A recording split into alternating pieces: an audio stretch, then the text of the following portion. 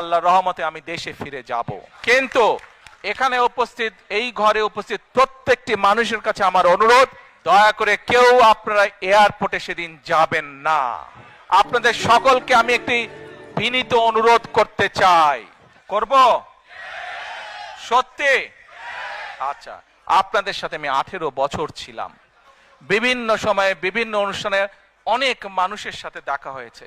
আপনাদের সাথে বহু স্মৃতি আমার রয়ে গিয়েছে। আপনাদের সাথে বহু দুঃখ কষ্ট আমি শেয়ার করেছি। আপনারা বিভিন্ন সময়, আমার বক্তব্যের শুরুতেই বলেছি, যুক্তরাজ্য সহ বিভিন্ন দেশের প্রবাসী, বিশেষ করে যারা জাতীয়তাবাদী, বাংলাদেশি জাতীয়তাবাদের রাজনীতিতে বিশ্বাস করেন, আপনারা বহু মানুষ বিভিন্ন সময় আমার পরিবারের, দলের বিপদের সময় আমাকে মানসিকভাবে সাহস দিয়েছেন, সহযোগিতা করেছেন, সমর্থন জুগিয়েছেন।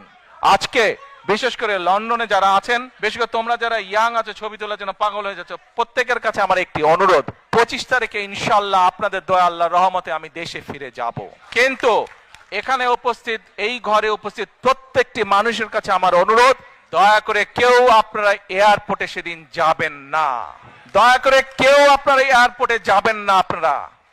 কারণ এয়ারপোর্টে গেলে একটি হট্টগোল তৈরি হবে এবং মানুষ জানবে যে এরা সব বাংলাদেশি, এবং দেশের সুনাম নষ্ট হবে, দলের সুনাম নষ্ট হবে।